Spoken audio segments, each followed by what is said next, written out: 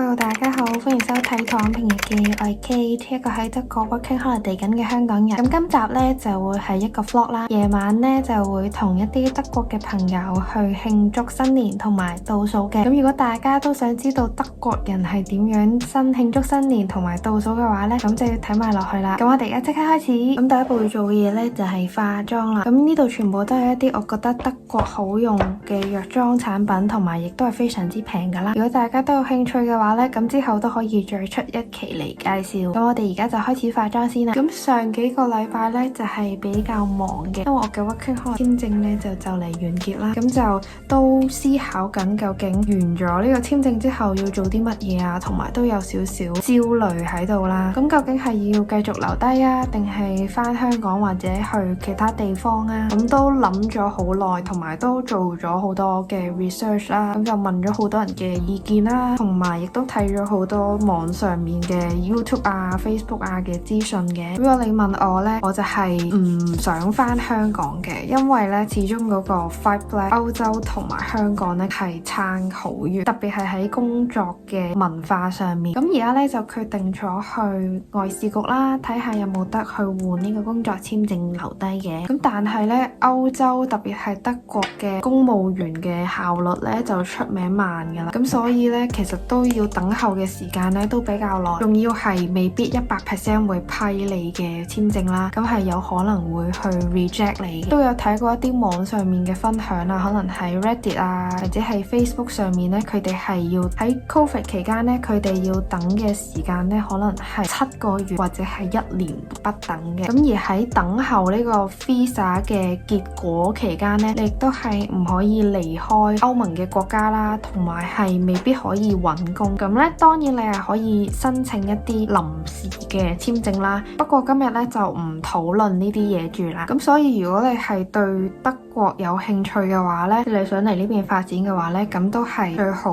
儲多少少嘅彈藥，或者攞多少少嘅錢過嚟啦。可能例如係2年嘅生活費啦。不過呢邊呢，物價其實都係偏低，咁而家嘅積蓄呢，都可以話叫做頂多可能半年左右啦。因為我之前亦都有喺德國翻工啦，都係有一個 full time 嘅3個月嘅 full time 嘅人工去幫補。咁所以而家呢，都係等緊簽證嘅期間呢，都係學翻德文啦，同埋剪翻嗰啲我之前拍過嘅 vlog 啦，同埋我之前亦都有寫到一啲嗰啲叫咩 script 係 for 一啲YouTube 嘅片嘅，咁呢都會可能陸續拍埋佢出嚟啦。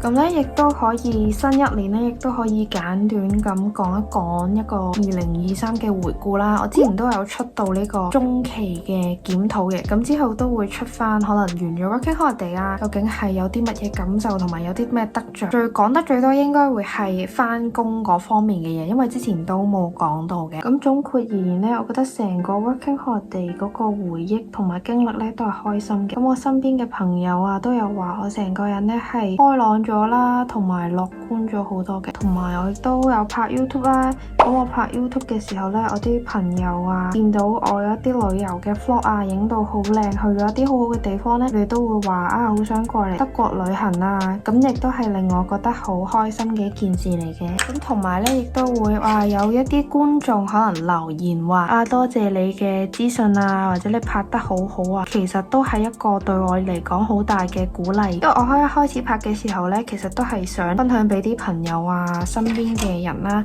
俾佢哋睇下我去咗邊度啦，睇下玩咗啲咩啦，都係一個記錄咁樣嘅嘢嚟嘅啫。可能係拍49歐車票嗰條片呢，其實嗰個 view 數呢都比我想象中要高好多嘅。因為我拍嘅原因就係之前有一個觀眾啦，就留言問我49歐車票嘅嘢啦，咁我就好似都幾多人問交通等等嘅問題啦，咁就開始可能去拍一啲咁樣嘅片，去同大家分享一啲大家可能比較想知道嘅問題。咁嗰條片呢，亦都有好多人話分享話多謝我嘅資訊啦，咁我覺得亦都係一件值得開心嘅事嚟嘅。可能係去一啲未去過嘅地方啊，或者去睇一啲未睇過嘅景色，跟住再分享俾大家，亦都係覺得一件好開心嘅事嚟嘅。對於我嚟講，咁同埋亦都有識到唔同嘅朋友啦。咁最先識嘅可能就係一啲喺香港讀書嘅一啲香港人，或者係都係 working holiday 嚟呢邊嘅，或者係返咗工嘅人啦。之後咧就可能再透過佢哋啦，亦都開始識到一啲可能德國嘅朋友，咁咧亦都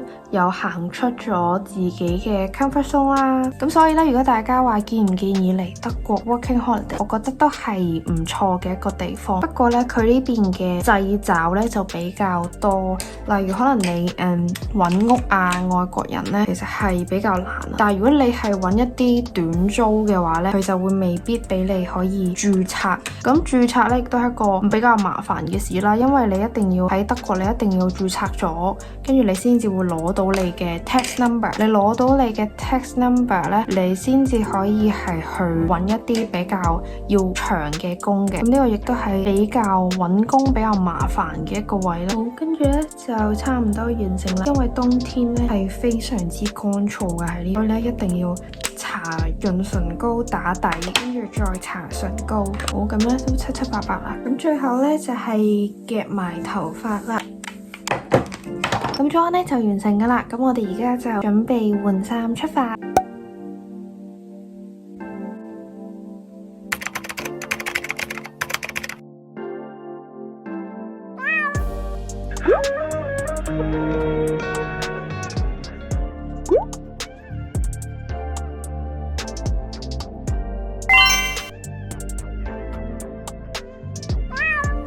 咁而家咧，我哋就搭15分鐘嘅烏班啦，就去會合嘅地點啦。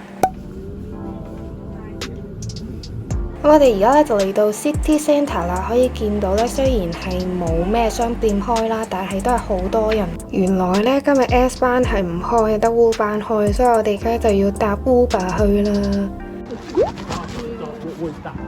如果係除夕嘅話咧，原本係要早1個月 book 㗎，不過好彩咧，我哋咁啱有人 cancel 咧，跟住佢就可以讓個位俾我哋。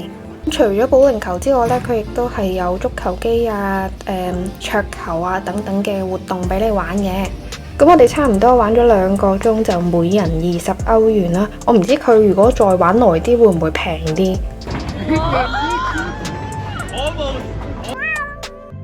咁跟住咧，我哋就嚟到試呢個中國式嘅火鍋啦。咁我之前咧都有試過呢一間咧，係我覺得都唔錯，不過真係有啲貴嘅。咁佢就包括埋醬料啊、調料啊，同埋生果啊、開胃菜等等嘅。嗌咗一個肉嘅拼盤啦，一碟嘅魷魚。咁湯底咧就係呢個辣椒啦、番茄同埋台灣炸爹嘅。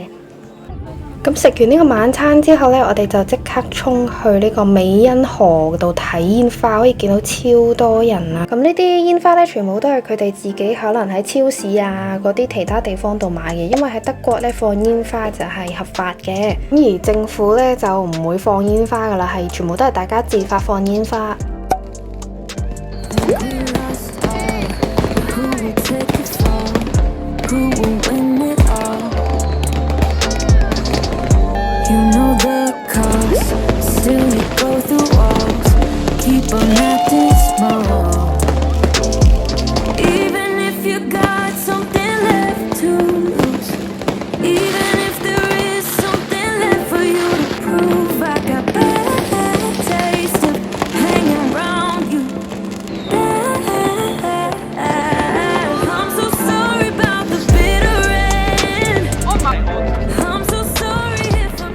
人生第一次咁近距離睇煙花，我發現原來隻眼同埋耳仔都有啲痛嘅。不過後尾適應咗咧就好少少。